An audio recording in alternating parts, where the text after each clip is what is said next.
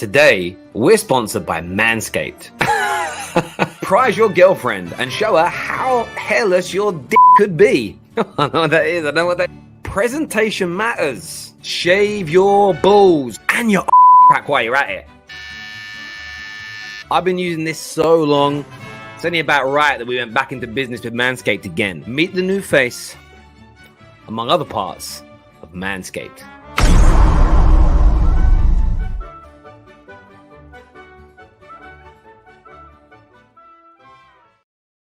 Welcome back to the Top 6 show. People, what an action-packed night we've got for you. But remember, get those dolphin beaks nice and clean. 20% discount off of Manscaped with promo code TFT20. All the information in the live comment section and description below. And it's got to be done. Do you like the advert, peeps? Do you like the advert? I'm sold, though. I'm sold. At least I know what you're promoting, innit? I know what you're promoting. No, you know what it is, yeah? You gotta rate it, yeah, because he could have done a typical YouTuber kind of thing or business person. It's like, oh, by the way, guys, check out Manscaped. This. He done a whole sketch of like 30 seconds of it. And I'm thinking like, bro, like it made me laugh. I might have to go buy it. There we go. That's the point. I expected to see at the start of this stream, but it weren't that. It really weren't that. People, big show tonight. Jules Kounde, deal complete according to Gerard Romero. We're going to delve into that. I want to get the take of the panel on what happened to Chelsea. It was off, it was done, and it was then off again. And what else are they going to do? Kimpembe fee has been set. We're going to talk about Frenkie de Jong. I think there's some big L's going to be dished out tonight on this show regarding him. We're, of course, going to cover Arsenal smashing Chelsea and the ramifications of that, what the panel think this means for the course of the season, plus taking a look at some transfer news surrounding Arsenal, Cristiano Ronaldo staying at Manchester United, amongst other things as well. We'll get on to Chelsea Arsenal later. We'll let the audience kind of build up, as it were. But remember I told you all that Frenkie de Jong probably wasn't going to happen. Do you remember all them weeks when I'm telling you? Terry. I told you I was right. Terry, you put your neck on the line. And so far, I seem to remember someone saying that because David Ornstein tweeted about it, it was a done deal. I'm gonna back you, Terry. No, it's done, bro. I'll put my neck on the line. It's happening. Watch. It's done. It's done for come who? for me. Come for me, then, innit? Come for me, then. Watch. I'll back some answers about de Jong. Let's go. I'm ready. Terry Tier 1 Terry whacked on his guarantee, and it didn't come through. Tier 1 Terry, I like that. It didn't work. No, do you know what's crazy about? I mean, listen. I mean, the Spanish press are saying that. The Spanish press yesterday that said that he's going to take a pay cut, and now saying he's being forced out again, right? And they're now saying that an offer's been made of around 10 million euros for him to leave, is in deferred wages, and he hasn't accepted that. Fabrizio has said he is not going to accept deferred wages, so it's very confusing. But I am starting to get a little bit nervous now. Like, legitimately, I'm starting to get kind of. Yeah, now you know.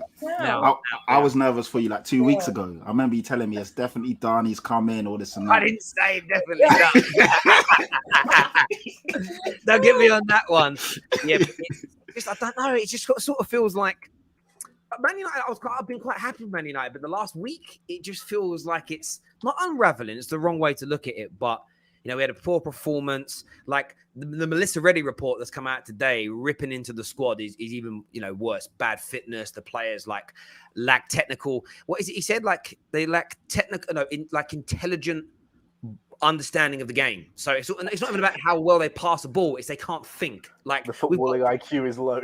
Yeah, basically dumb IQ and things like that. So this is what I was saying to Man United fans: be happy with preseason. But it's getting carried away like we were definitely going to make top downhill from here, to be fair. Maybe. But, I mean, this is what's now being reported by Sport. They've said that in the next few hours, it could bring Man United signing closer. The desire from Barca is to get things concluded quickly. Fabrizio has confirmed again today that that the player has no intention of taking a pay cut. So the reports from yesterday are kind of been pushed back.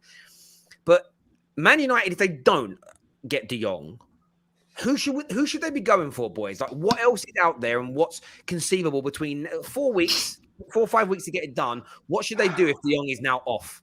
Tielemans. I'll be honest. No, don't ever say that name in your entire career, bro. Tielemans is a good fit for you.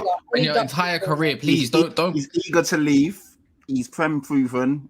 Easy sale in the sense that he, like look how you guys have struggled to get De Jong in. You ain't got time to keep messing about. Tielemans, boom, boom, boom, get it done quickly and move on to the next one. You shot yourselves in the foot by taking too long. Everyone now knows how much money you've got. It's not on Man United, though. It's not on Man United. It's not on Man United. Why go for a player that doesn't want to leave? Bro, focus on you need to get a centre mid yourself. But what's it called? Yeah, but let me. Kaz, we got one for you, Kaz. Tielemans is the wrong. No, I've got who? Harry Winks. Harry Winks. How do you know? Again, what's the guy? That's a quick one. Take them both. I'm not joking. I'd rather use Eriksen for that 8 kind of role that he wants to do kind of thing. I'm not joking. I'd rather just switch to a DM. Forget this whole. We got hella centre mids. Go for a DM. Forget it. For me, it's De Jong or no one. I don't want nobody else. Not Neves for 70 million. Not Tielemans. He can't even run after 60 minutes. Can't even run in total. Anyways, don't want the guy. So there is nobody after De Jong. He's plan A, B, and C. If you can't get your first target, go into your first target or who your DM was, and go for that man. That's my personal opinion. Then? Who are you getting in? Well, I like the thought of Kounde. I like the thought of Sangare. Yeah, that's 2 targets I can name off the bat that I would like that wouldn't cost a lot, who I think that would suit Man United quite well. There's probably a couple others that I've thought about before, but I can't really. Or even who's that guy from AC Milan that can't really get some games handed? The Algerian fella, Benacer. Yeah, him, Benacer. I would want him as well. Who's obviously not in favour because Tonali and Kessie were the ones going forward in last season. So that's someone we definitely got. Scott McTominay and Fred, they're a reliable partnership. They've been doing it for years. Only getting better. Scott McTominay is as reliable as Oxlade-Chamberlain being fit. So, Kaz, what did you think of us around the world the other day? Around the world. Oh my god, that is. Fabian Ruiz as well was another shout. Like, do you know what I mean? It's targets for me. For me, it's De Jong or no one. I'm sold on him. But I've got watch. It's gonna happen, man. Watch. You're still confident then. You're still confident as in De Jong. You know what it is, yeah? Okay, Chelsea can't get Kounde over the line, and it's a bit baffling that he's being patient for the whole Barcelona thing. But Barcelona have to wait on sales before they can pay for Kounde. So what then? And now there's a whole story about them, with the money that they've offered him 10 million euros less than what they owe him, which would be around 26 million euros, which so would be 16, 15. Something's happening. Clearly, he's not going to come out and say, "Oh, I want to leave" when someone owes him 17 million pounds. Come on, someone owes you 17 million pounds. Are you gonna be like, yeah, you know what? I'm just gonna go to other team. Forget about it. Keep it.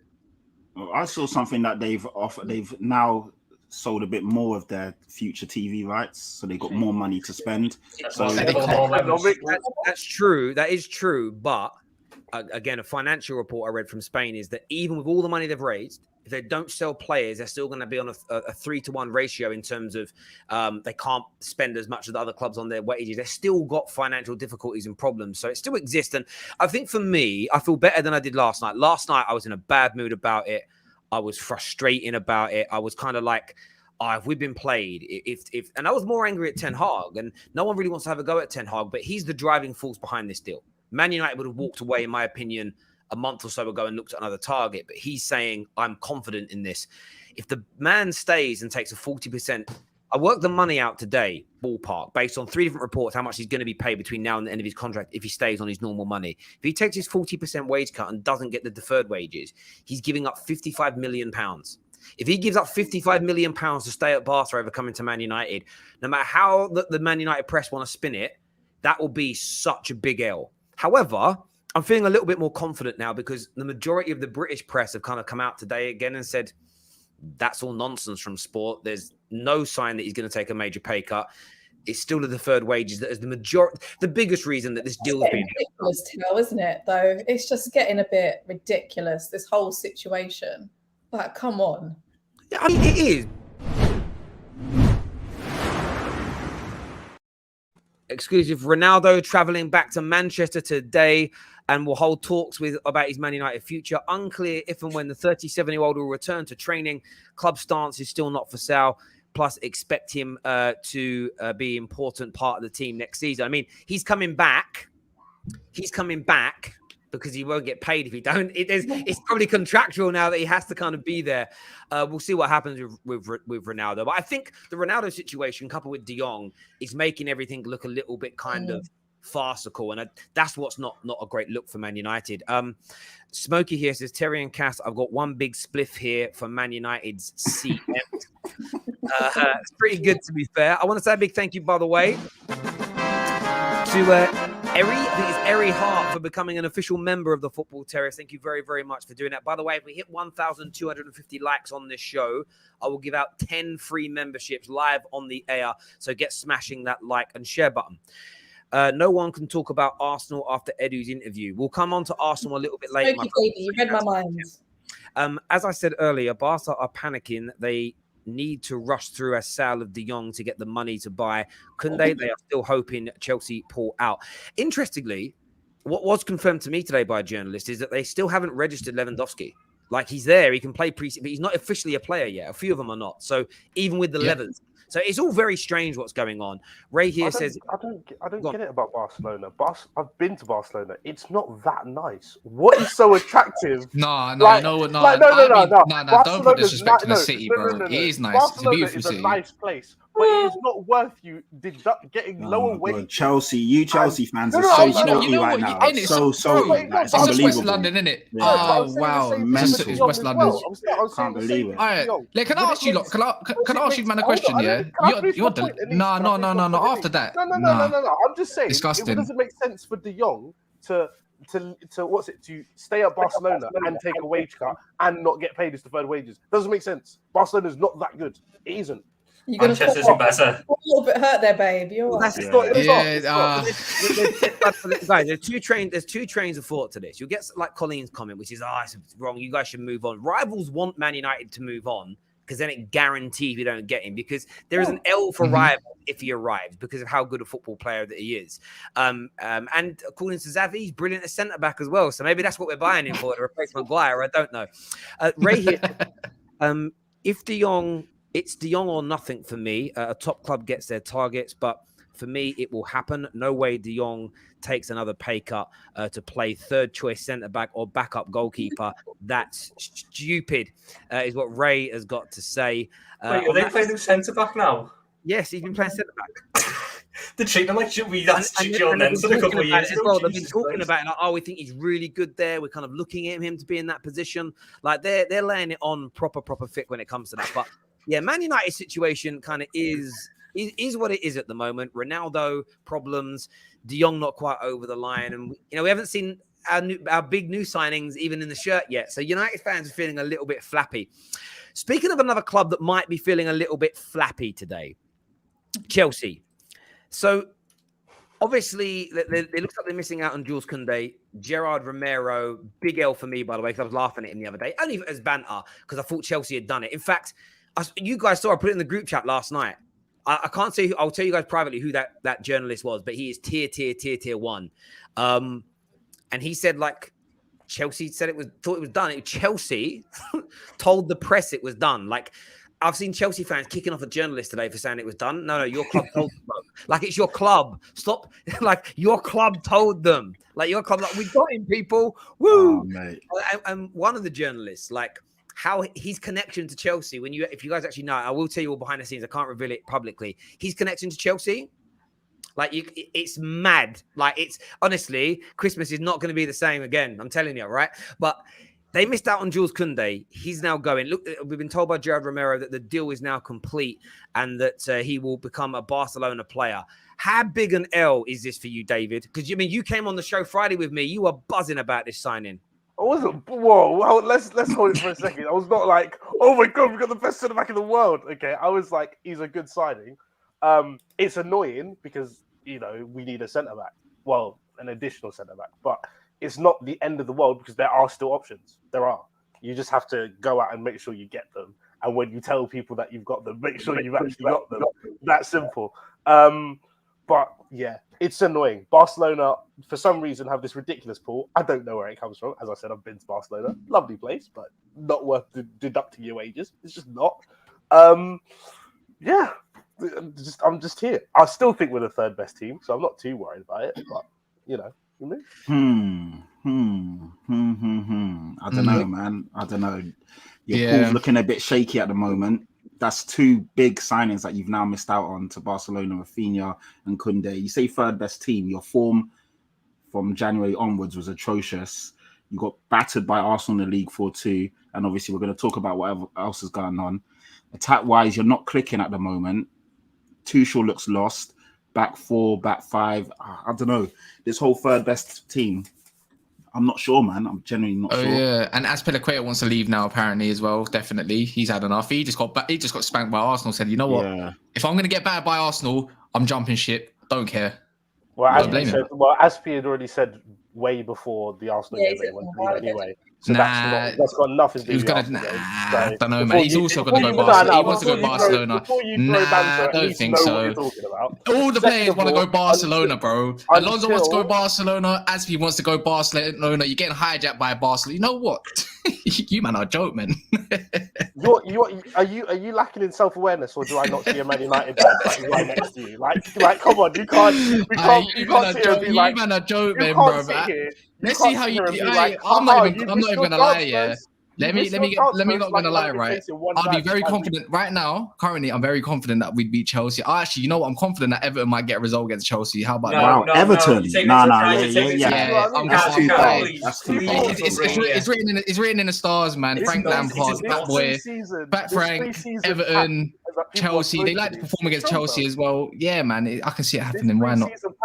Why not? People are watching friendly games played in a foreign country, it's just mad. It's so mad. Do you want to touch on it? I can touch on the 4-0 because I didn't watch the game at 3 a.m. I had better things to be doing, like sleeping. So after I woke up, you don't do nothing else in bed, do you? After I woke up in the morning and everyone's messaging me with a comms finish, I want to watch the game back. And I was just there, like, I can see what's going on here. It's quite obvious. Arsenal were undoubtedly the better team and deserved their 4 goals. They were like comfortably better than us. But again, I look at the Arsenal team and I look at a team who have played more preseason games. Didn't have to travel between Charlotte and like, I can't remember the other place we're in, Orlando. So it's already like we're traveling across country, right?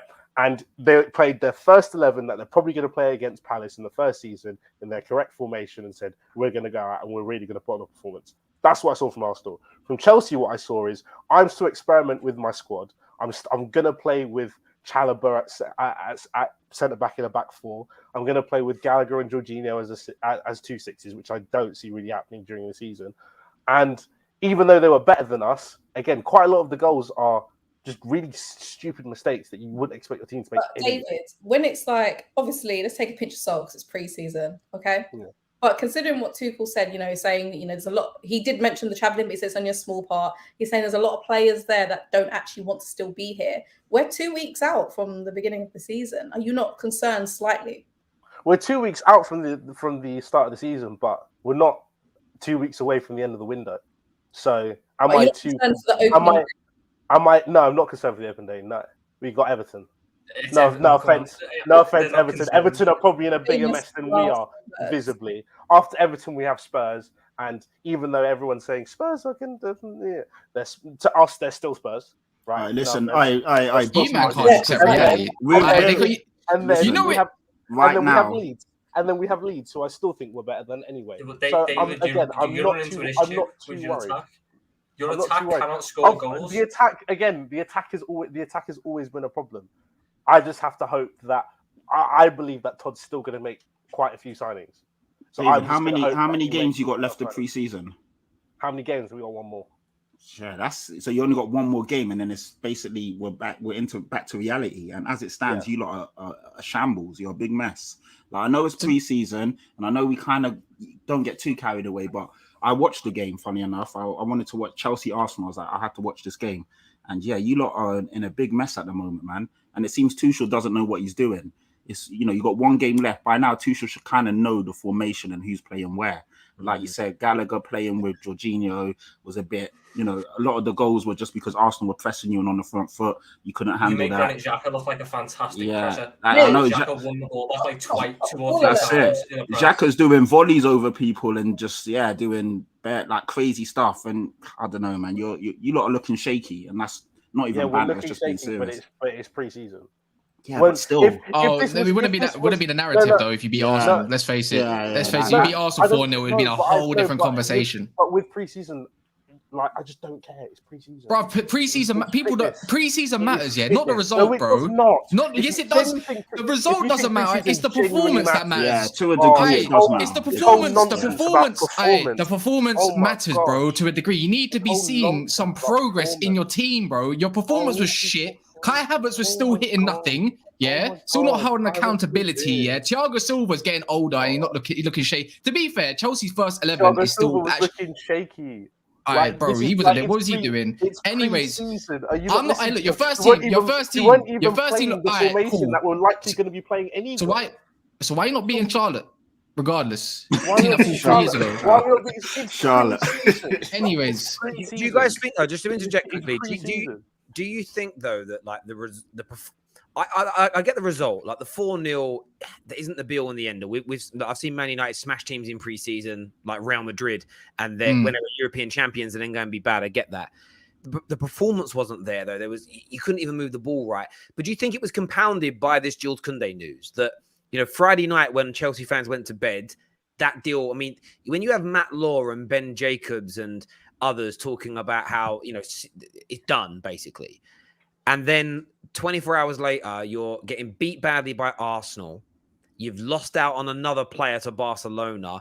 The manager's coming out saying, I don't think we're going to be ready for the start of the season. Like, I think when you add all those things up together, there is a feeling of a bit of a mess and a bit of a panic. Like, that's how it feels and comes. And I'm someone that 3 weeks ago did a video saying I'm pretty scared of Chelsea.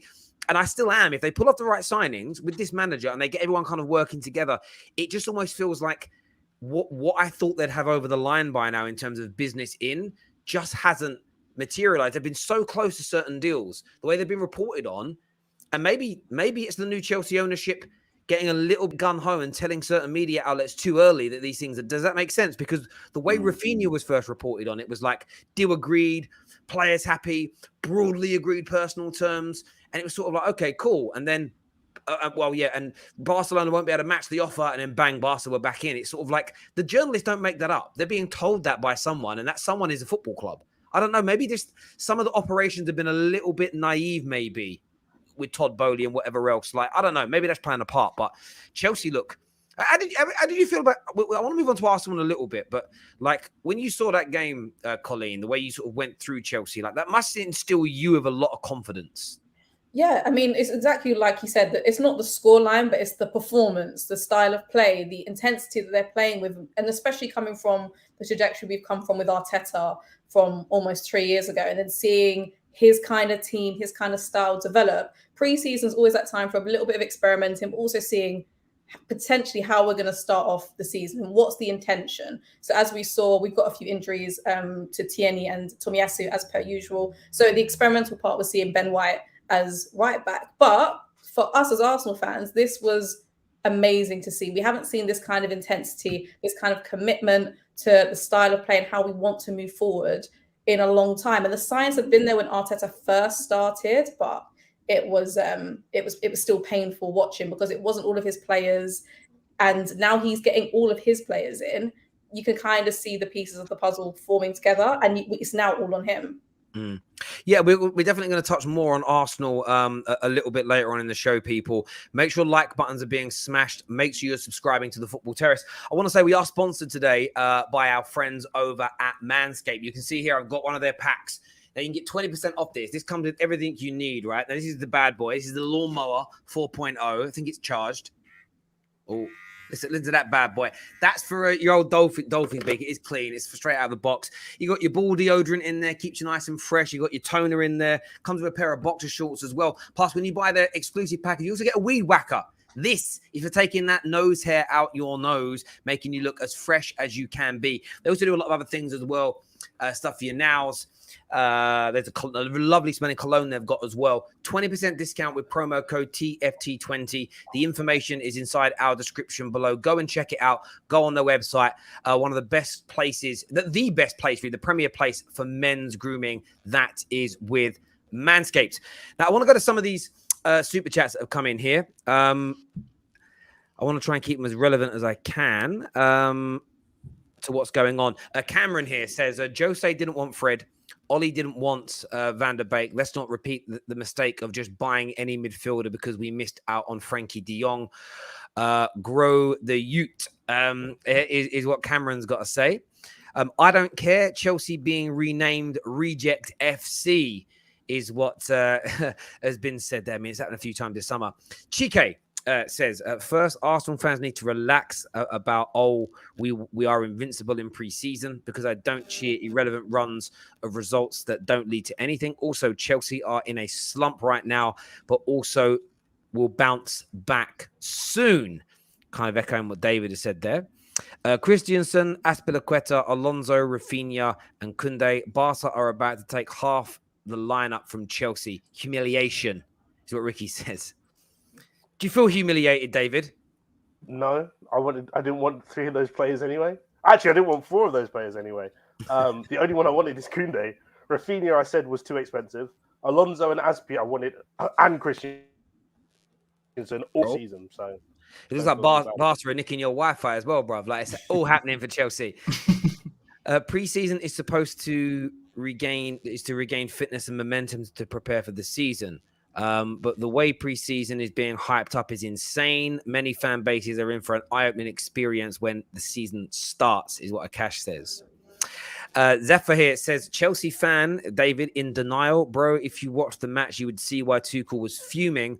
Bro, your preseason, we've scored 4 goals in the Premier League against you with Eddie. Simply saying this is like a follow-on from the season for Chelsea. Maybe. Yeah. Barca are... Sorry. What was that, Patrick? Sorry, mate? No, I just said that. I mean, Arsenal beat them 4-2 when it counted at Stamford Bridge. And then you've taken that form at the back end of the season and taken it into pre-season. So I know, it's all pre-season and this and that. We finished 3rd and Arsenal finished 5th.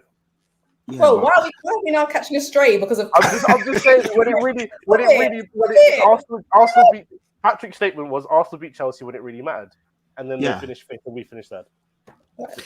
Yeah, but what is fair, that's salty. It's such a salty comment, you know that. It is salty, but it's also like momentum, though. It's momentum, and the momentum of Chelsea is if you end the season poorly and pre-season poorly, and you start poorly. Like you remember when Liverpool, they didn't.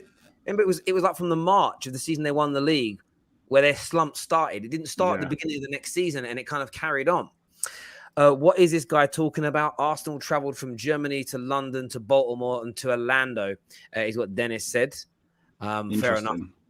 Zotta says Chelsea fan there is saying practice makes perfect. You should train as you will play, is what Zotta has got to say. I want to say a big thank you to Sophia Football Talks for becoming an official member of the Football Terrace. I really do appreciate that. Michelle Leon.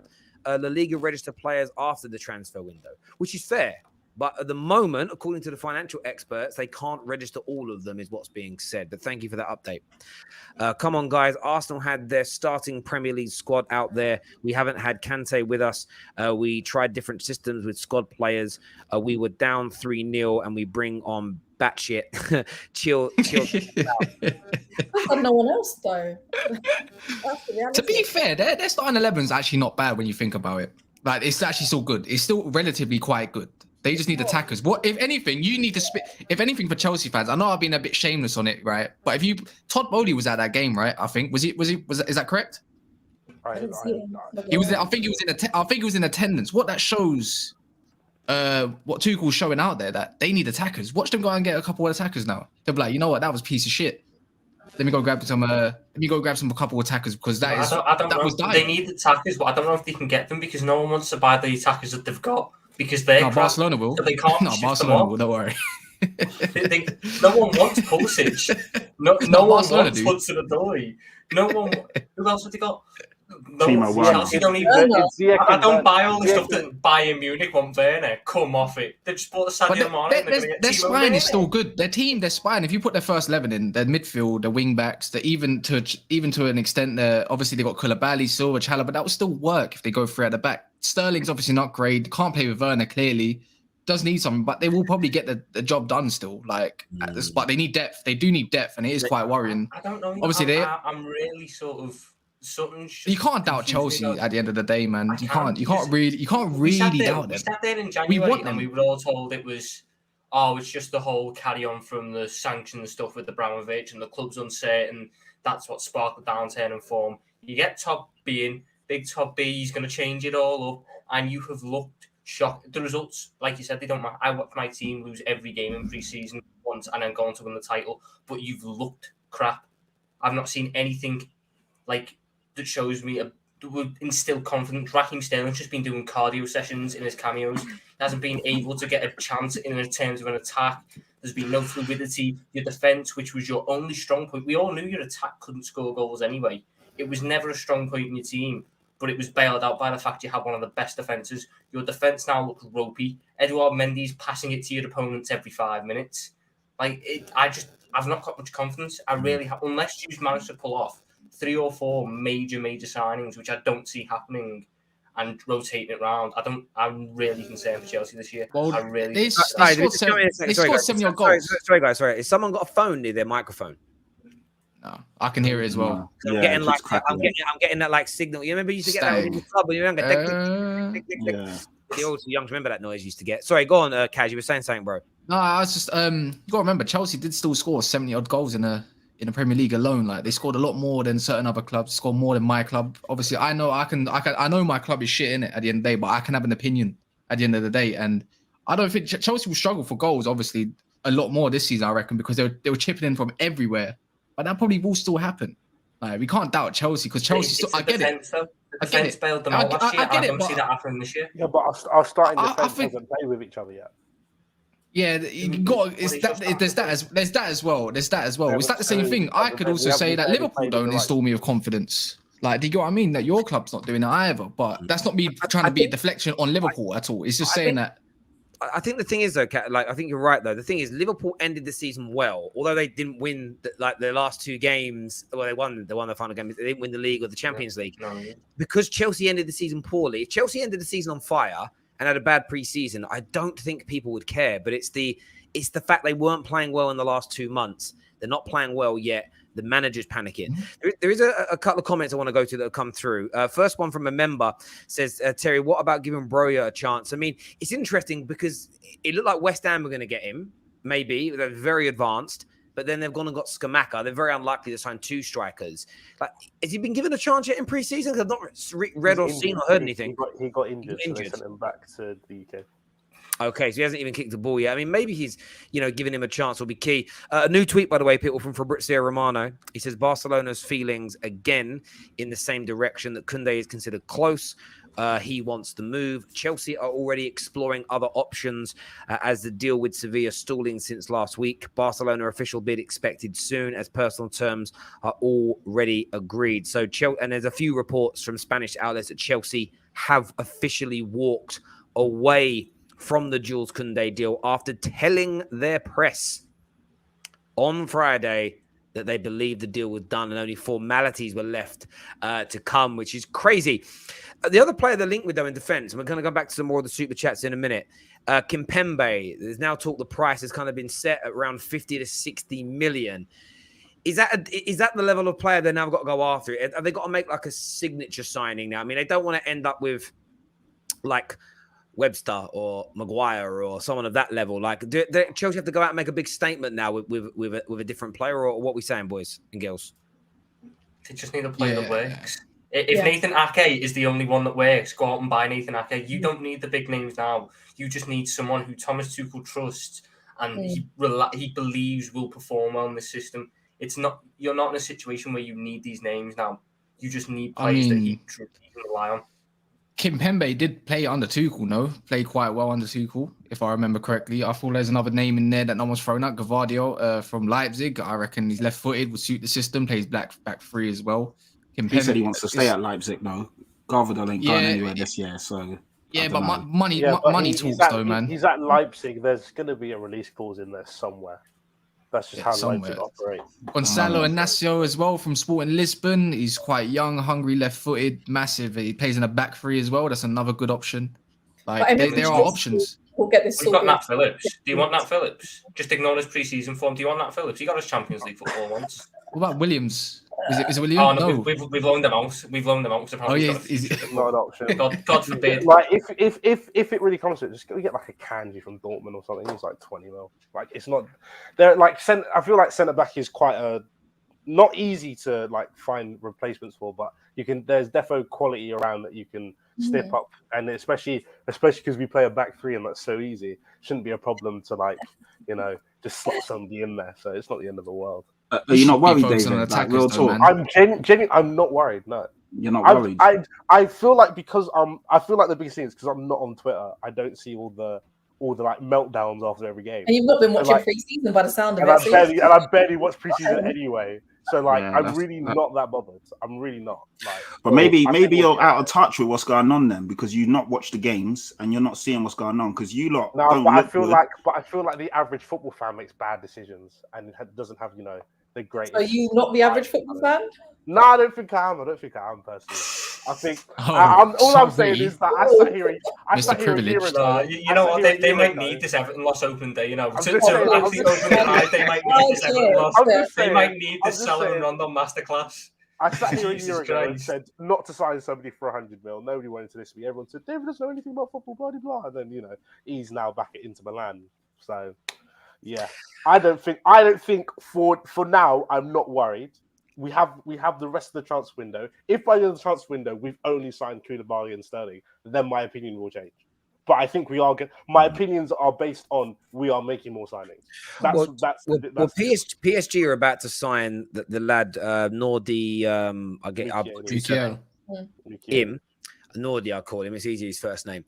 Like they're about to sign him, so maybe that makes Kimpembe more gettable.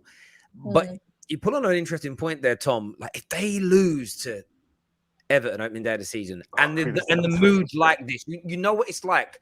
The mob sets in quickly. Could Tuchel, if he doesn't start the season well, could Tuchel be the first manager sacked? No, Frank Lampard's getting sacked in November. I agree. It to the new year. Trust me, Tom. He's getting fat. Frank's gone, mate. Facts. Chelsea are shocking at the minute. Everton are worse. Everton look a shambles. So regardless, Thomas Tuchel could be horrific to start the season off with Chelsea. I'm still going Lampard getting sacked first. Then man have Salomon Rondon as their striker. Salomon Rondon. Like Chelsea's attack is bad, but it's not Salomon Rondon. Iwobi. Oh mate, don't get me started. This is a great play on words. This is decent banter here. Someone said, "Nah, it'll be Erik 10 months." I mean, yeah, look, Frank Lampard's got a great chance of being sacked. There's no doubt. But in terms of the top six, if things don't improve at Chelsea, do you think they will give him time to build, or do you think it will be sack? What do you reckon? He's got about 2 months, I think. If things continue as they're going, he's getting chopped. I don't think so. I don't think he gets chopped. He's going to give him this. He's going to give him the season, bro. Let's face it. Like, you told me what other managers are available. You got to go check your workings, man. You got to go check your workings. If this form continues, like let's like the caveat is what if this form form are you continues, talking? We're talking about Dean hasn't even been backed properly yet. Pre-season the form from like January. You lot, don't forget, you lot were clear. Like you lot were clear and firm, and you about got over the line. There was talks when Arsenal won a good run. Think about what was going on. Think what was going on. In the background. Exactly. But all of that is now been sorted out, and you're still looking. And yeah, we get it. It's pre-season, but you're looking so bad. There's no ideas in attack. Your defense is a shambles. Your midfield ain't that great. Let's be honest. Kante is not the same Kante as before. Kante's not been there. Yeah, exactly. He's always injured. Kovacic is decent. Jorginho's definitely not the guy. Kovacic is decent. Jorginho's not the Ballon d'Or type of guy you lot claimed him to be a season and a half ago. The guy's mediocre at best. You ain't got that. When you actually break it down, your squad's not as good as you lot build it to be. And then you add the fact that you've lost Rudiger, who was definitely your best defender, and you've replaced him with a guy who I feel isn't that great in Koulibaly. Yeah, man, I think there's big problems there. I really do, and I'm not just saying. I feel like you've just done. Did that Champions League win sell them false hopes? Like make them out that their squad was a lot better than we all. I think so. I think so. And you're doing Chelsea. I don't even jump on the bandwagon to like. It's not a bandwagon. I've looked the last 6 months. There's a disservice to Chelsea right now, and I will have to step in. But yeah, there is because you're hope. You know what it is. Tottenham have been so wank for so long. You're just hoping that they're gonna be in the mud, bro. Let's face it. And second of all, what have we got to do with it? It's not about Tottenham. It's about what I'm seeing. I'm just saying, and I'm saying what I'm seeing. Your squad's overrated. Don't say their squad's overrated because they're not, bro. Let's face it. At the end of the day, who's overrating our squad though? Who's overrating it? No one's who's overrated our squad. You're saying our squad's overrated. Who's overrated? Your transfer window's been overrated big time this season by a lot of people. Yes, big time. Anyways, long story short, yeah. Why would the owner hasn't fully backed Tuchel, so why would he get rid of him in 2 months? And the guy he's gonna back, by the way, if you're a new owner, you're gonna back your manager. Why would you get rid of him in 2 months?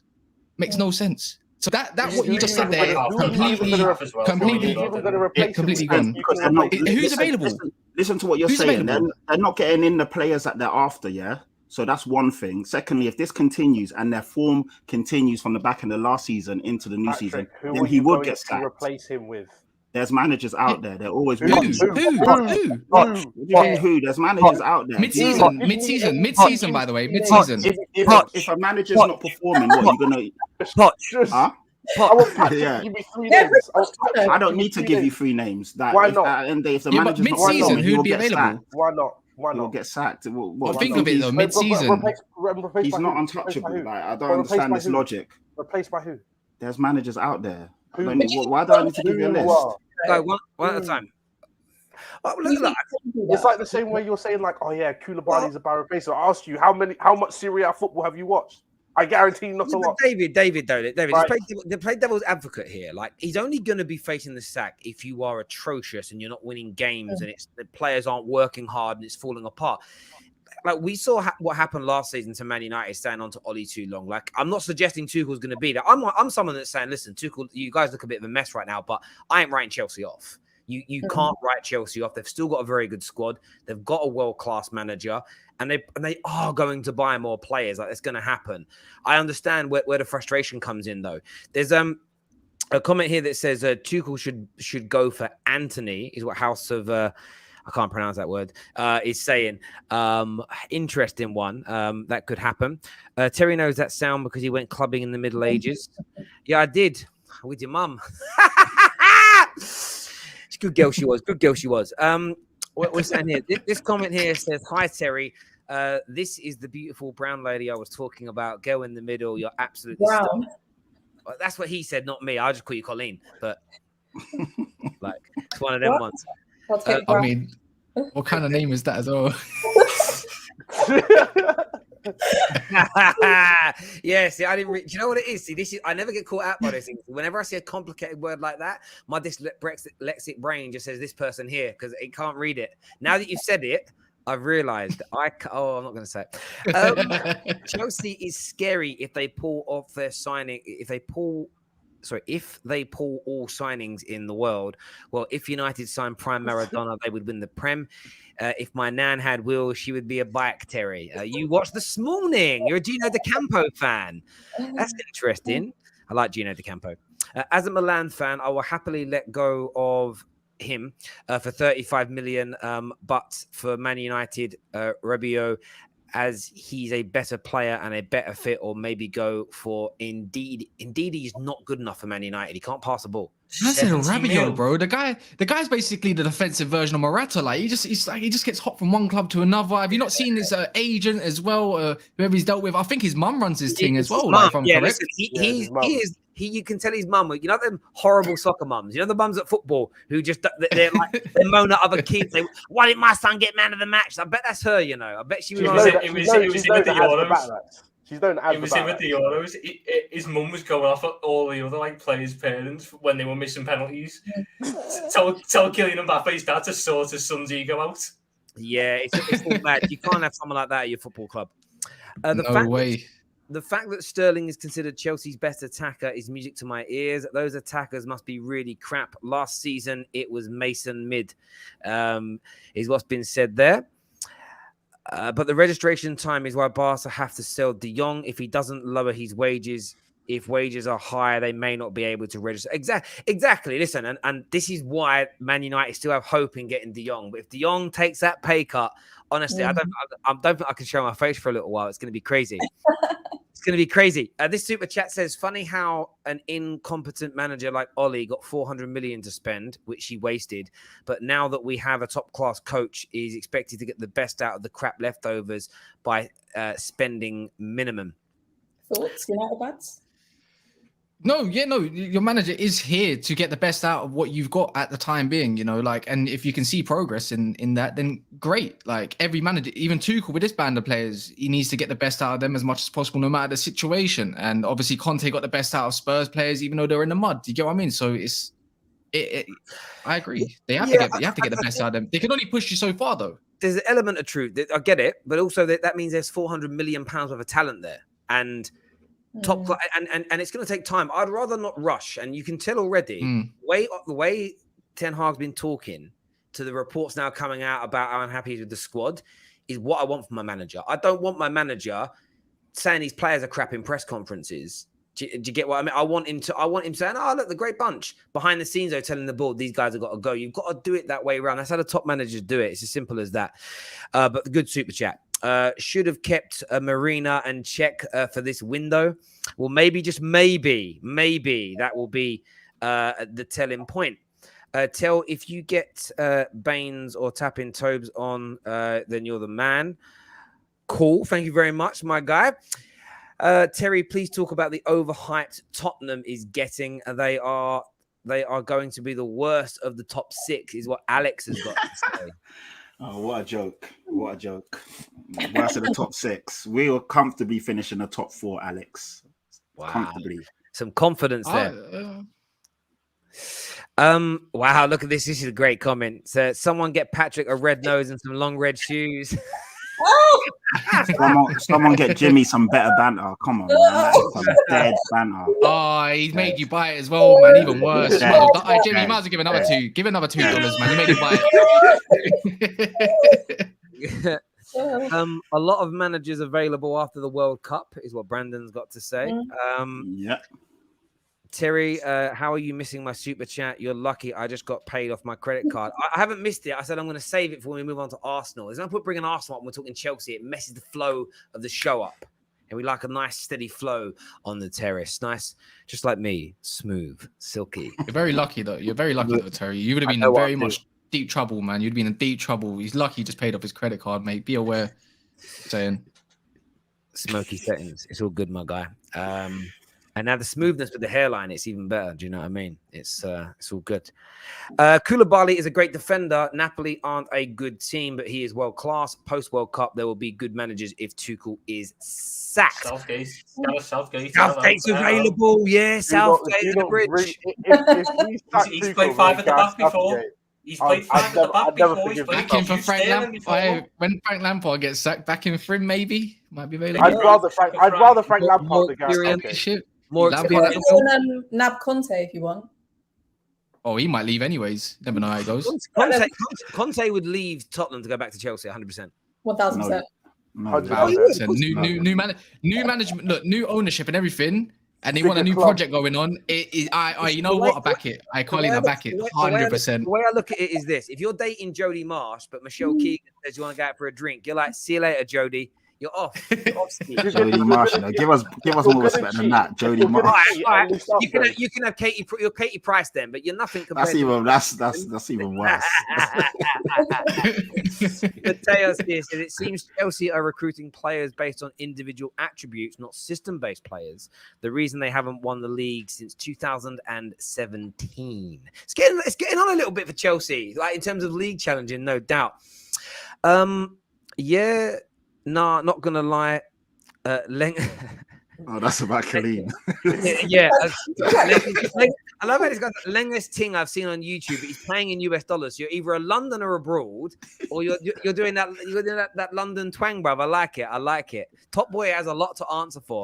My favorite one is from like Cornwall and Yorkshire and Newcastle that tweet with like London street accent. It's honestly, I love it. It makes me die, bruv. Makes me die. City, Spurs, Liverpool, Arsenal in that order. Absolutely not. I'll take that. What are Tottenham doing that high up? Yeah, tonight Spurs haven't finished second before. Like, It'd be interesting to see. What a flex. It's not about flexing. I'm just stating facts. Colleen, the perfect scenario, yeah. The perfect scenario. Conte's going to leave for Chelsea, and then Pochettino's going to go back to Tottenham. Done. I said it here right now, live. This is the best comment of the night so far. This Liverpool fan, that's the Liverpool fan. It goes, takes more digs at Arsenal, not only this show than United. Clearly bootlicking Terry to stay on the show. That's funny. I can't lie. Don't have it, lad. Don't fucking have it. Tom, give the feet a kiss.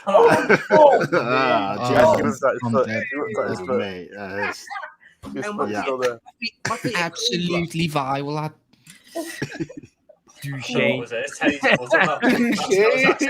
Christ. I sound exactly the same, to be fair. Is Terry drunk? No. See a middle-aged white guy having some fun, you automatically, he must be drunk. Like the stigma follows my people around for so long. It's so hard to deal with. Terry's not got a crusty foot. How's that foot crusty? Bruv, foot ain't crusty. I can assure you. I've got one of them egg things you rub on your feet. It's good, takes the skin off. You're gonna get a request for to make an OnlyFans, Terry, after that foot cameo there. Listen, if enough people would pay, I'd do anything for a pound though. I'm up for doing a bit of Terry OnlyFans. Do you know what I mean? Do that. Me and a thong. I'll allow it. Thomas, subscribe. Oh fuck. No. Some of them accounts are mad though, right? Some of those accounts are mad, and I don't. Anyone who I've always said this. I think all forms of what like men and women want to do like that should be legal. I even think like the one that's illegal should be legal. Like if someone wants to do it, they should be allowed to do it, of course, in their own free will. But there's this girl that the United fan that I follow, good girl, and I saw on her profile and she sort of does it right, and someone sent this to me, going, "Mum, this stuff's mad," and I read it, and it was like £20 a month subscription, or you can like pay for like individual videos and this. And one thing, right, it was £20, and it was a rate my penis for £20. So clearly, you obviously send a picture of your penis, and you get a rating back and a description back. And I was like, imagine paying for that. That is bonkers. But equally, you did it, you did it. Yeah, I mean, 6 out of 10 ain't bad. But the point is,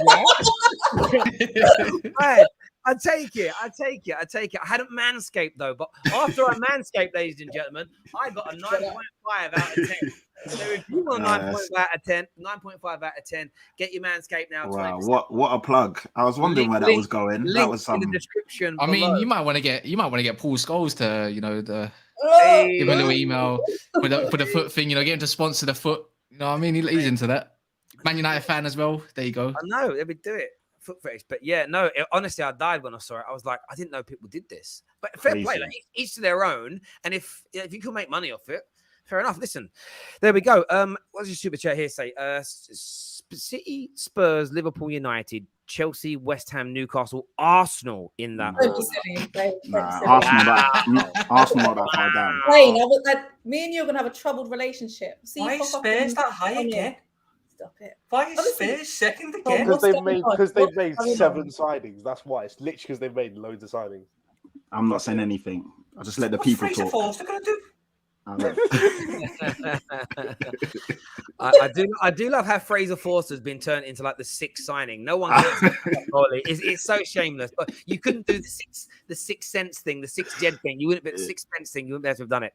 Yeah. Thank goodness we don't have smell-o-vision. My feet smell good, bro. It's a bit like chlorine. I was in the swimming pool actually before I did this show. Did a few lengths. I want to make sure this is okay to put on the screen. It is. Colleen, baby, I'm doing push-ups. Actually, you read it, Colleen. You read it. Read it. It better if you read it. Colleen, baby, I'm doing push-ups and sit-ups in my room right now. So by the time we meet, my arms all going to be looking all Eddie and Nketiah. Okay, baby, let's go. I'm down for that. Okay. Smokey, I'm down. Let me see a picture first, though. Shane. Colleen is not going to do OnlyFans at all. That's not what Colleen is. I'll do it if Tel does his feet one. That's my condition. No, Colleen has a good career and a good job, so doesn't need additional income. Doesn't need additional income. Colleen doing rate my muscles, £20 a pop. There we go. That's what you could do. That's what you could do. It's like a PG-13 version. It's all good. It's all good. I want to speak Arsenal next, though. Colleen, you smashed Chelsea at the weekend. You've made some good signings. You're right there.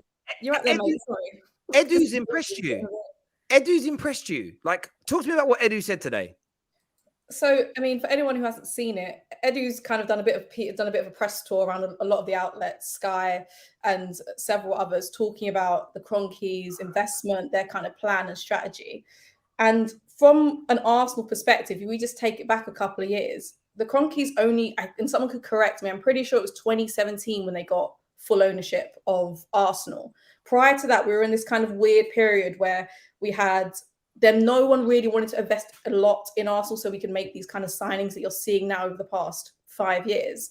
And he's basically come out and said that they're heavily investing in the squad. They want to be back challenging, saying basically all the right things, saying that they would only sign players that are right for Arsenal. So explaining why we would get rid of players who are in 2, 3, 4 years into their contract who just aren't right. So he's kind of pointing out the Aubameyangs and those kind of situations. And from an Arsenal perspective, you know, it's hard not to get sucked in because Edu is not, I think he's almost on legendary status. He's not really my legend, but he's part of the Invincibles, right? And he has that kind of mentality. And you have him going in interviews being like, do you know what? Why he's walking into the club and he said, why is everyone just saying this is okay? He's like, fuck this. Why is everyone okay with how Arsenal are now? And that, from an Arsenal perspective, considering where we were 20 years ago to where we are now, it really is the mighty have fallen quite a bit. And this is kind of what Arsenal fans have been wanting to see. We want to see the investment. We want to see the owners care, and that Arteta and Edu are reading from the same hymn sheet. They only want players who are right and who want to play for Arsenal. So in terms of a PR spin, if you like a spin, he's done 10 out of 10 there, to be sure, for sure. Yeah, I mean, I listened to some of it. Listen, some of it is PR. So the whole Rafinha made it very clear he only wanted... I knew you were going to bring that up. No, because of course it's... And this is the thing, though. Like, when your club sells you PR, but you're growing and you're getting better and you're successful, people lap it up and they're happy to take it. And managers do PR every game. Like, do I believe 100% that Ten Hag's happy with every player and is fine just to develop this squad? Or do I think Ten Hag really wants the club to go out and get more? You don't need someone to say it to know what they want. Does that make sense? And I think Edu's always going to say, listen, we're not gutted about losing out on Rafinha. He always wanted Barca. It was a long shot. You know, he's never going to come out and go, we're so gutted. And of course they are gutted. But I listened to him today and it was refreshing. And for me, what I liked about what Edu said is he's put some pressure on the players, the manager, and they're given an expectation out to the fans. They've kind of set a standard. Does that make sense? Like where we want to get to. And he kind of spoke about how he understands that Liverpool and City are there, but you've got to try and take them down. And I've been saying to Arsenal fans for years now, the step change is needed. But you're a big Arsenal football club. That's never been an insult. I've never meant that sarcastically. You're a massive, massive football club. And the only thing you should be aiming for is to challenge for titles. And his words were, I want to win. A club like Arsenal, our size, is not building to fight for fourth place. I'm sorry. There's City and Liverpool. That's fine. I accept that. But also you can't accept that when you join this club. We cannot accept it. And that's the point. And people will laugh sometimes. And Arsenal fans go, we've got to try and catch City and Liverpool. But you're spending enough money to. And this is the point. Like, City and Liverpool are not in front of the other clubs because they spend more money. It's because they've been run better. They've been more consistent. They've got world-class coaches and they've developed things over time. That's why they're number one and number two. Not That's just battle, isn't it? It's exactly. Even Tottenham, that what's the point of not aspiring or at least trying to either get back to where you were or trying to knock off City and Liverpool? if you're part of the this top 6, that should be the overall goal. No matter where you are in your project, no one's goal here is just to get to top 4 and be like content with that. The overall goal for all of our clubs here is to win the league at some point and to dethrone City or Liverpool, at least get in that kind of mix with them each season where it's competitive. And that he's saying the right things, but you know, they're investing a lot. We're seeing it over the past 5 years, but proof's in the pudding. So we have, you know, it's all words and investment, but now it's up to the players and Arteta. Are you happy with your window so far, Colleen, in terms of what you've done? I would considering the areas that we needed to strengthen and in terms of the quality of players that we could get. So for example, we were never going to get a Haaland or something like that, or Lewandowski for a striker. So considering who we could get and what we've done so far, I'm happy. I still think we still need more. We still need a winger, ideally another centre mid and another right back. Wow, that's a lot. That's a lot of signings, man. It is a lot, but we've already filled in quite a few holes from what we already needed to begin with. So I don't think we're going to get it all. This is what I personally think. Some people are content with the right back situation, for example. Some people think that Partey or even Xhaka or Lokonga will be able to do a job if Partey comes out injured or do like a double pivot in a midfield. So it kind of depends on the perspective you're coming from it at. But Edu's already, and Arsenal and the noises around Arsenal's already said that they're not done spending. We've been hearing about the midfield and a right winger, which is what we need. But so far, they're filling the holes that we need. So I can't complain so far. It's not like we've done nothing for now. I feel like I do need to retract my Gabriel Jesus is just a Brazilian Lukaku statement. He might be slightly better than that. He might actually have a little bit about him, Gabriel Jesus. Just slightly. I've still got my reservations. Still don't think he's a elite level striker, but he's a bit better than Brazilian Lukaku levels. I'll give him that. And he was very good again against Chelsea. Very, very good. He's scoring more than Nunes this season, do you reckon? That's actually not a bad shout. Listen, he could outscore. Listen, Darwin Núñez is good. He could definitely outscore him. I think he's been so underrated. He really has. And there's a comment here I want to go to before we go to some of the super chats. Says, no, Terry, you're wrong. City and Liverpool did spend a lot of money to get there. Yeah, they did. But you misheard me. They didn't get there because they've got more money than everybody else. Man United have spent more money than Liverpool and as much as City. This squad so far that Arsenal are building for Arteta, they've spent nigh on £400 million on it. Like, no one in the top 6, I've said it for years, no one in the top 6 is an underdog. We are clubs that can spend hundreds of millions of pounds in transfer windows. None of us are underdogs. It's about how well you're run. Like, it's simple. You're underdogs in the sense of City are better than you, but in terms of your football club, the status, the power, the pull, the money, like, you're not really an underdog. You're not Burnley that are punching above their weight. You know, you're not Sheffield United when they come up and, you know, you've got Chris Wilder as your manager and overlapping fullbacks that work for about 6 months. That's an underdog story. Leicester were an underdog story. This ain't no underdog thing. Like, the question I've got for you, panel, do you feel like Arsenal are ready now to step up to that next level in the Premier League where, yes, they won 21 games last year, but they lost 13. Do you feel like Arsenal are ready or they still need more in this window? Or is there a little bit of overhype because of good preseason results? What are you saying, Kaz, with a smile on your face there? They need a whole new manager if they want to make the new step, bro. Trying to get rid of that bum, bro. He's not kind of nowhere near the top 2. I think he'll get them to a certain level, yes. Top 2, the next step. Fourth. Fourth or no. If you're talking about 4th or 3rd, is that the next step, by the way? Well, after 500 million. After 500 million. After 500 million. After 500 million. If I remember correctly, was there not an interview about saying something about a title charge, Odegaard with a confidence? Was it him? I'm pretty sure something along those lines. Realistic.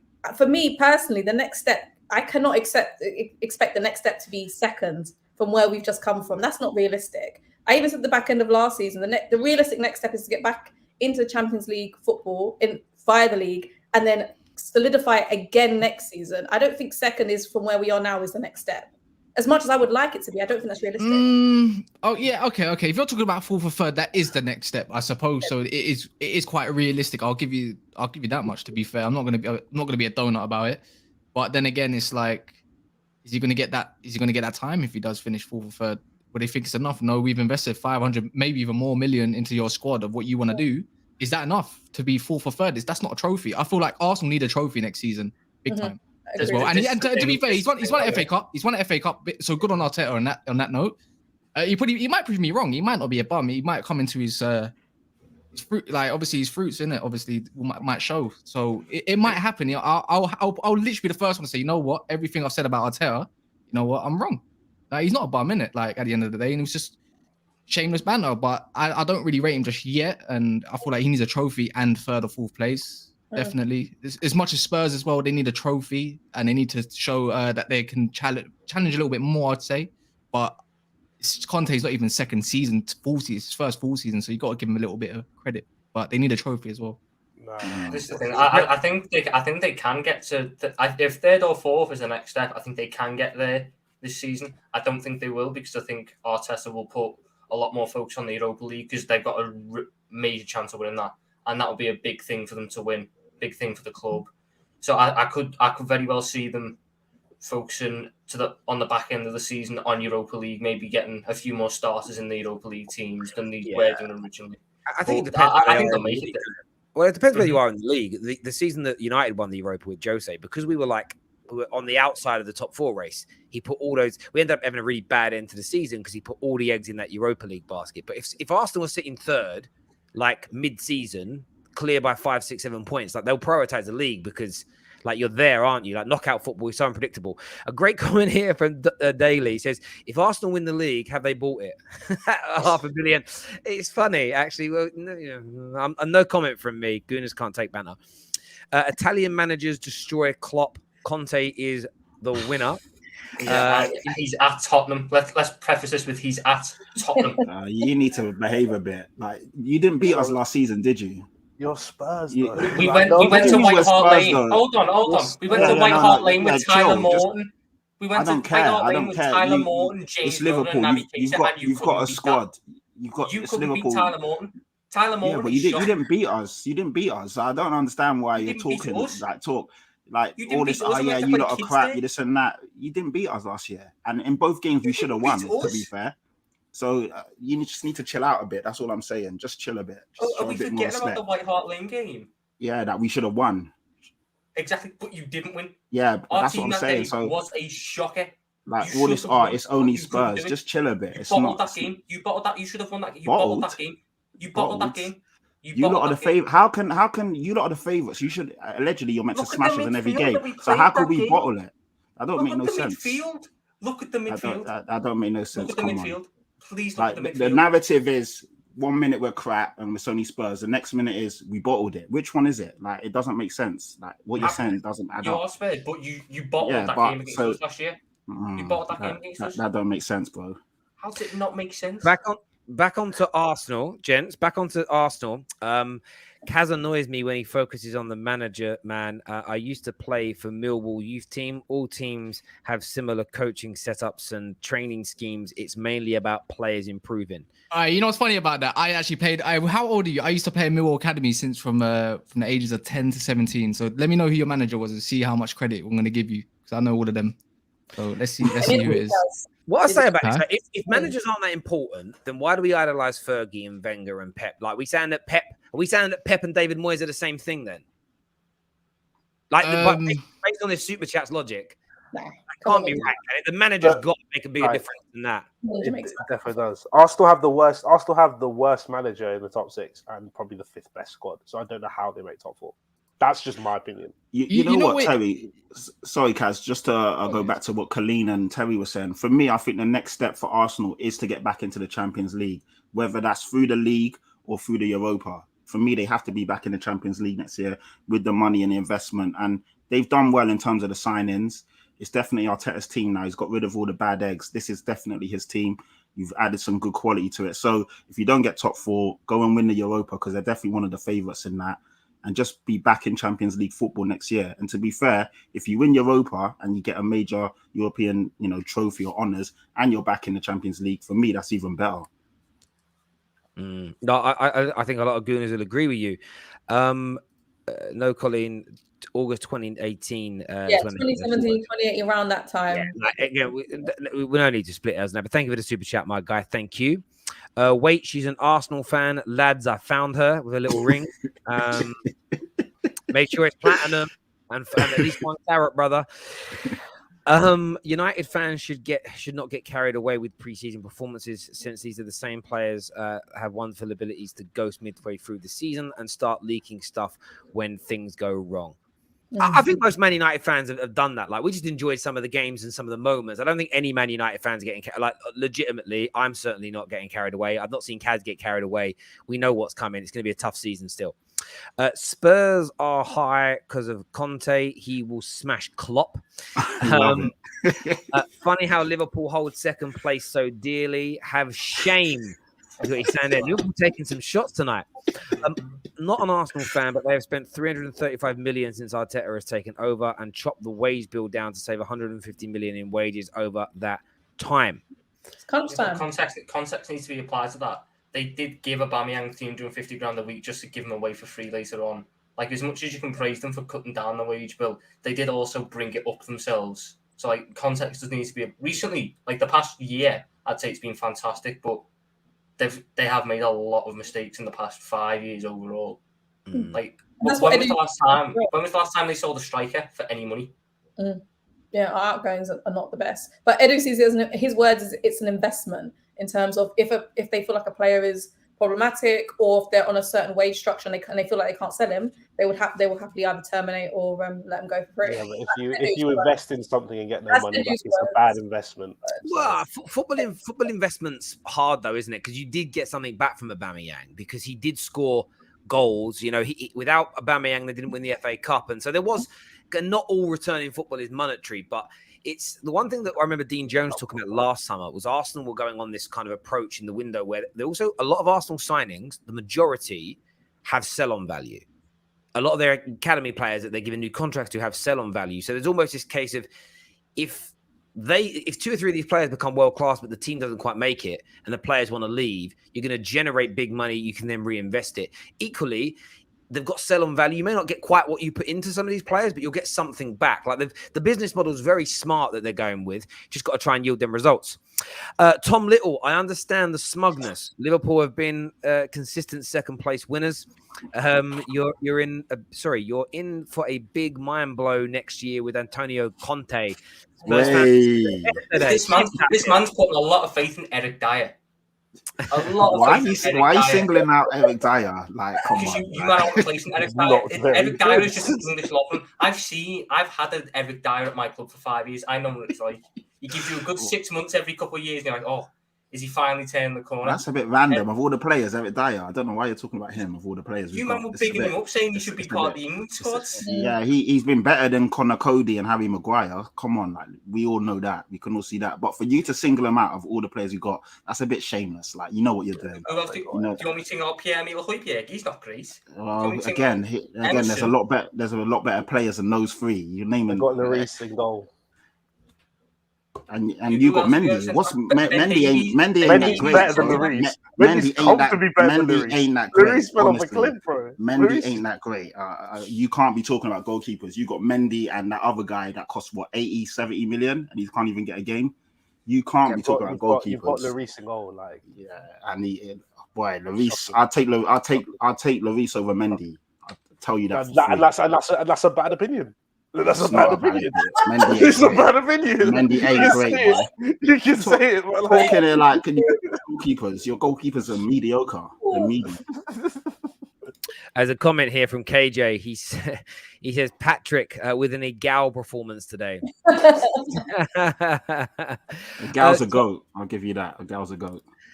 Joe here says Arsenal's test will be when we sell players and how they react, and don't do a Spurs when they bought Soldado, is what Joe Williams says.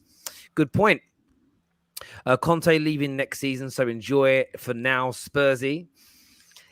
Smokey here says when I played, it was Kenny Jackett as the manager and Scott Fitzgerald as a youth manager. All the manager does is coach the play style, and you have coaches for the aspects like defending and set pieces. So what are you saying, Smokey? Okay. So, that's okay. Cool. You know Scotty. Okay. But what are you saying, Smokey? That managers aren't. I need you to make a point here. Thank you for the super chats. But what is your point? That David Moyes and Pep are the same man? That there is no difference. It's just the resources. What differentiates the managers if they? Like, do you get what I'm saying? I don't quite know the point. Or are you saying, well, the better? I don't know. What are you saying? I'm confused. Maybe my brain ain't working. Where are we now? Keenan says, you spend 85 million on noodles. Keep Obama out of your mouth. Keep Obama out of your mouth. We're not the same with Aubameyang that got outscored by Origi and Minamino last season. I can't even remember Origi playing like 10 Premier League games. He still outscored. And why do you hold Aubameyang so high up? The man, ever since he got that 350 grand a week contract, he was stinking up the gaff. What is that? Big thank you here to Screenboy8 for becoming an official Academy member of the Terrace. Thank you very much indeed. By the way, Peter, we need 450 more likes, and I will gift out those memberships. Just 450 more. Piece of P. Get it done. Dare I say it, Drifty says Spurs for this season, and only is that something girl of the group who usually can't find attention, ugly girl, who's a 4, but she thinks she's a 9. Pipe down Spurs fan. He basically thinks you're the ugly person in the group, and I don't know. Yawn. That sounds like a certain Chelsea fan. That's a female that I used to know as well. Wow. I know exactly who it is, Patrick. Wow, you took it there. I didn't say any names. I took it there. We're beeping it. Italian managers are Klopp's kryptonite. Be scared. He's coming to you tonight. Tom Little's shaking in his. He says you're clowning. My man's Patrick. But what is it? Wallahi. Wallahi. Wallahi, we're finished. At the end of next season, he's going to be taking so many W's on this panel. I have to see it. Exactly. And you know what? Thank you. And what I will say, I want you lot to bookmark this. Lloris will have a better season than Mendy. Like the disrespect you lot are put on Lloris. Lloris is the World Cup winner, captain for France, captain for Spurs, and he's a better goalkeeper than Mendy. So yeah. You went like this. You said captain for Spurs, and it went wrong. Captain for Spurs, big team. In the past, I agree, but I'm talking about today. And I'm talking about today. I love how when they try and defend Hugo Lloris, it takes them 4 things before they mention his club success. It's all he's a captain of the national team. He's won a World Cup for his national team. He plays for the national team. He is a Spurs player. He is a Spurs player. I want to say thank you here to Olu for becoming an official Academy member of the Football Terrace as well. Thank you. But we've got a live one here. It's from Big Energy. He says Arteta is tactically better than Wenger. Fact. Stop it. Oh, bro, you just wasted £2. That's Morley's money, man. I can't believe you just wasted that on that. I can't believe it. I cannot believe you it. didn't watch it. I don't think you watched Arsenal. You can't even get 4 wings and chips for 179 these days. You might have to send another super chat, but still, like, flipping hell. That's my opinion, but there's some opinions and there's some awful takes. That hasn't even finished in the top 4 yet. That was Wenger's bread and butter. Yeah, there we go. Dare I say it, Drift says, where do Spursy get this chest? I don't understand. If Spurs somehow did finish like second, Patrick will actually like kill I'm going to be shameless. Terry will need to give me my own show because you lot have done. Patrick coming in here with them moves, man, moving like Patrick Swayze in here, just like flexing. Little Weird Madrid isn't linked to Cristiano yet. Mendes Master Plan 2.0. Let's face it, he will neither be at United or Atletico next year. That's an interesting take. Ronaldo back. Terry, what's your thoughts on the whole Ronaldo thing? What you saying? I'm annoyed it's taken this long, but it's taken this long because no one wants him on his money because he's old. But I get why he wants to leave. It's all Champions League, in my opinion. If Messi had retired this summer, Ronaldo would be happy to stay. He just wants to make sure that he ends his career as the highest goal scoring. And I think he's like 15 goals in front of him. But like, imagine he has a season out of the Champions League and Messi has a mad year and scores 11 goals. Like Ronaldo is going to be cacking it. Ronaldo just wants to keep playing in the Champions League until Messi stops and then he'll retire. He wants that record. That's what I think it comes down to. Here we go. So Smokey's back. And he says, better managers can get better performances out of you, but players have a standard when it comes to training sessions. You can tell if a manager is good. Yeah, I think so. Yeah, I get that. Like, players have standards as well. That makes sense. I get what you're saying now, my bro. Thank you. Mendy is a one-season wonder. Patrick is spot on. A cheerleader here today, Patrick. He's coming for the first. Listen, I just talk my talk and let the people decide. That's burner account, bro. That's Patrick. You access VPN to put his phone in America, and he's going to make it not look like it's me. Oh man, your goalkeeper got nutmegged, Kante, from 20 yards out. Huh? Who's that to? Is that to Spurs or? That was Lloris in the. No, it wasn't even Lloris. It was Gazaniga, so it doesn't even matter. Oh yeah, Gazaniga's at Fulham now. Yeah, Fulham. Your goalkeeper got nutmegged from 20 yards. I was There was one other thing I want to speak to you guys about. It was on the to-do list you peeps put on there. We spoke about Udu's thing, Chelsea in trouble. And one of the things you brought up, Patrick, I wanted to ask people this was, is it like wrong to put like rival players in your fantasy football team? Yeah, because I put out a tweet earlier. Obviously, I'm a Tottenham fan. You lot know that I'm Tottenham through and through, and I would never put an Arsenal player in my fantasy football league. What? You're having a stinker, Never. Patrick. No, it's not a stinker. Patrick. Imagine, think about it this way, David. Arsenal are arch enemies. You really think I'm going to be willing an Arsenal player to score or do well for the FPL thing? That don't make no sense, because that means they need to have a good game. Do you know what I mean? Do you know what the thing is? First of all, just so you can beat your friends, if Saka was the top scorer in fantasy, I'm subbing him in just because I have to beat everybody else. No chance. Competitive like that.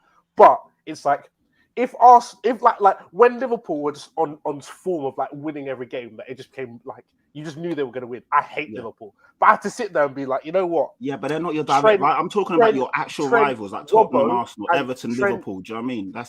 They've got to go in because it's different. It's different. They've got to go in because it's like if we're gonna lose, let me get something positive out of it. That's the way I look at it. Yeah, but that's not your rival. We're talking like I would never put an Arsenal player Chelsea in my have a rival, so like it's different. So that's why for you it's different. I never put a Fulham player in my fantasy. Yeah, of course. That's it. Colleen, would you put a Tottenham player in your in your FPL? I would put him in my fantasy team, but I'm similar to you, but I would never, like if I didn't Aka, I would never bet on Tottenham to win, or like I would never bet on them. Period. Yeah, like but in a fantasy context, bring him in. I'm kind of the other way. See, I sometimes look at it this way, like I feel like I'd rather.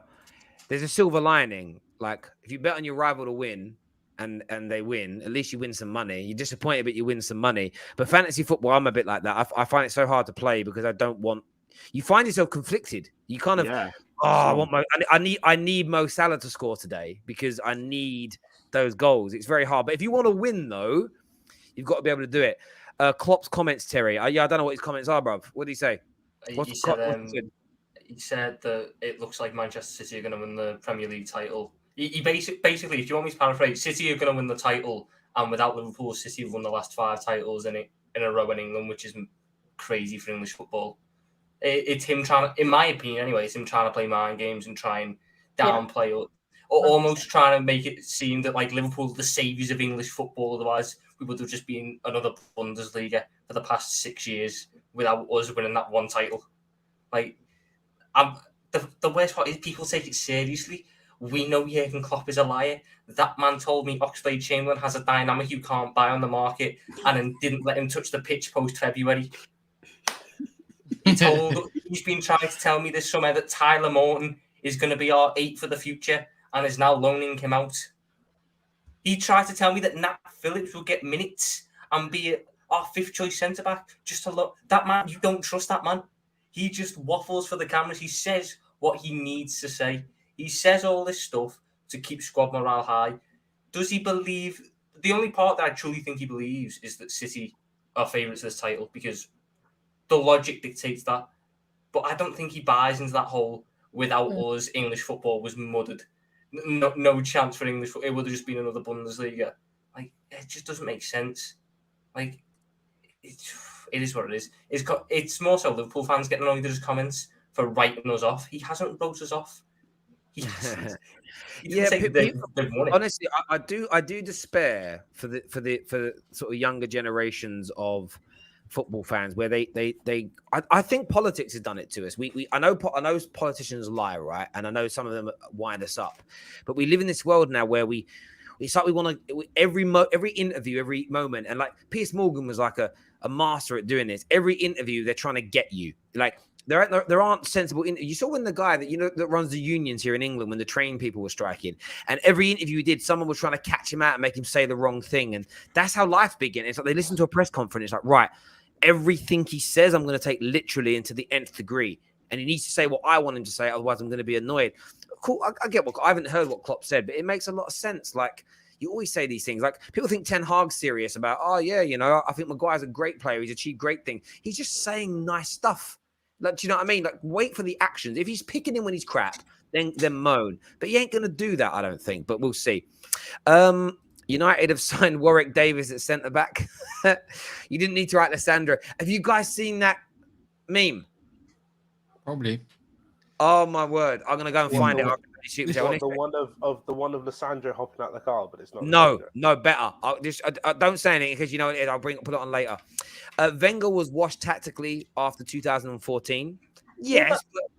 Go on, Cole. Sorry, I'm just not having. You can't be saying that Arteta is a better manager than Arsene Wenger.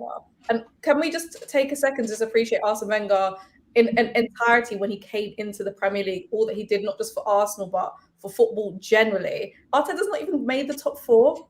What are we talking about? Just the Premier League changed and a lot of things changed around Arsenal's circumstances, and hence why eventually Wenger was kind of pushed out. But it doesn't mean that Arteta now is better than Arsene Wenger. I'm not sorry. I'm not. No, I think everybody, even like Patrick, who's obviously not a fan of, is still going to probably stand there and back. Patrick was an Arsene Wenger fan. We brought the Premier League to White Hart Lane, so we exactly. And you gave Tottenham's greatest ever centre back the chance of winning a league title. Yeah. They love you for giving Sol Campbell. There we go. Ledley King is our greatest ever centre back. After Sol Campbell left, he can never. Yeah, we don't talk that name over here. I know. Not even a Spurs fan, Drifty. Just keep it real. So not even a Spurs fan back. There you go. Thank you. As a Chelsea fan, anytime they pass the ball to Mendy, I die a little bit inside. He cost us games last season. He's become cocky. He needs to be back up. Right, listen, Terry, please. Well, KJ actually clip this show because at the end of next year, when I show you guys that Lloris is better than Mendy, you lot are all blah, blah, yeah, but how are you going to quantify that? We'll quantify by the performances. How many goals they let in? Who has the biggest house? It's not subjective. Over the course of a season, you'll be able to tell who's the better keeper. Come on. It is subjective. It's entirely subjective. It's not. David, who had a better performance? How are you going to judge it? Performances, clean sheets, quality of the games. We'll judge it on a number of things. It's tough with keepers though, isn't it? Because you can sit there and look at saves, but one team might just be a better defensive team, so we faces less shots. You can still tell how good a keeper is. We all know like Alisson's the best keeper. We can all see how good someone like even Sanchez at Brighton is. You can see a good keeper. Come on, like it's not that hard to tell. So yeah, we'll come back to this later on. We will. Got a comment here that says Barca have made a bid, but it's, as you can see, 15 million euros. 10 million euros shy of what. 10 million euros shy of what Chelsea have offered, and Sevilla want more. We'll see what happens there. I think clubs need to pipe down the talk. It's pre-season. After the first 5 games, we can talk business, is what Tom says.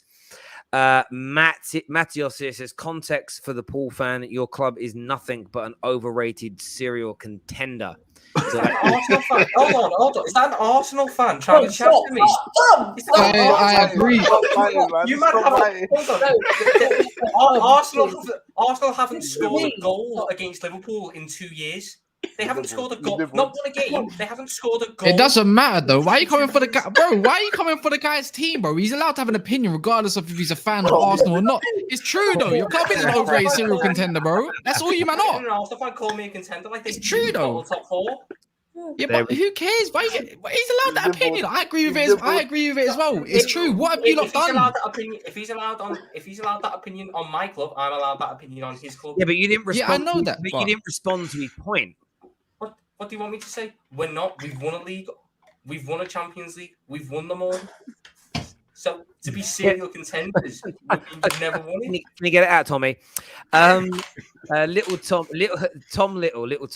Oh my Christ! They're coming for you, boy. They're coming for you. And he's still going to read the red behind. Patrick, getting whooped. turn the VPN off, man. Guys, I've got a few more things to do, but I want to show you this meme. I want to show you this meme first. This meme is madness, right? I can't play the music because if I play the music, I get copyright. But this is great. Let it go through it. Right, here it is. I've seen it. What's this? That's Lissandro Martinez. He's training with Maguire. It says. No, they're mocking. They're taking a mick. I saw that. It made me laugh. Oh man. Kaz, back in the day, I used to nutmeg Jimmy Abdu. Is it Abdu? In training. What position? Who are you, bro? Who are you, bro? Who are you, bro? I'll tell you. He's sitting on here. That's what happened to his career. I don't believe that. I don't believe that for a second that you're nutmegging Jimmy Abdu for 1 year. 2, I want to know what coaches were around you as well. If you don't even know David Webb and them, man, David King, so forth, I don't believe you was doing that. And also, I went from playing as a right midfielder to a centre midfielder to actually going to right back. So and left back.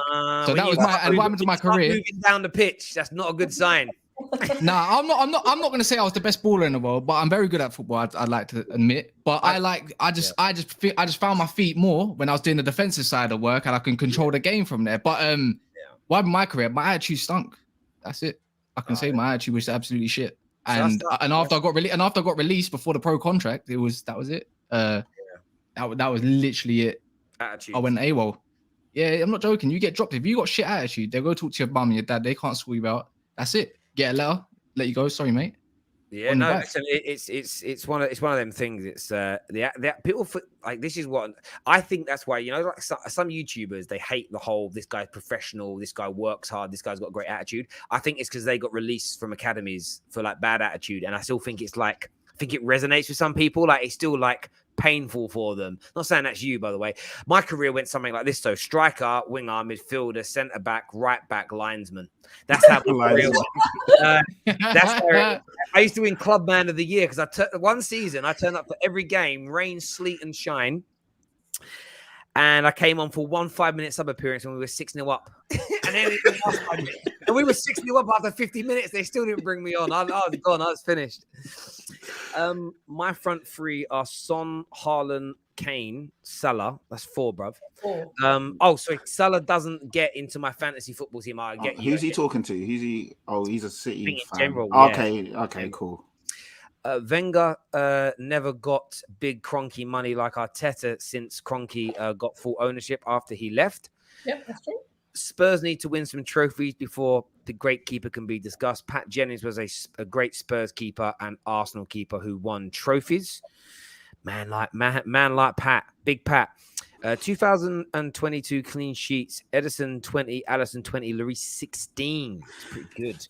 With Dyer in front of you. With that, exactly. Someone that. Anyway, let me not talk no more. We're back 5.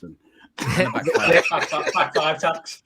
Dude, but we're also playing the back. We are also playing the back. We already know about Chelsea. Back 5. There we go. Listen, great show tonight, everybody. Really appreciate the banter. The super chats were amazing. Remember, we are sponsored, as we told you earlier, by Manscaped. Okay, so you can get up to a 20% discount off of Manscaped products now. This is their full package. This gives you the ball deodorant, the toner, the clipper, as I got out earlier. You can hear this bad boy. You hear that there? This is great. That's for keeping the dolphin big, nice and clean. No more breadcrumbs as well, by the way. Nice pair of boxer shorts in there, amongst other things. Check out the link in the description below. Absolutely sensational. Everyone who's tuned in today, thank you. Smash the like button before you leave. Take care. Goodbye. God bless. Today, we're sponsored by Manscaped. Prize your girlfriend and show her how hairless your dick could be. I know what that is. I know what that is. Presentation matters. Shave your balls and your back while you're at it. I've been using this so long. It's only about right that we went back into business with Manscaped again. Meet the new face, among other parts, of Manscaped.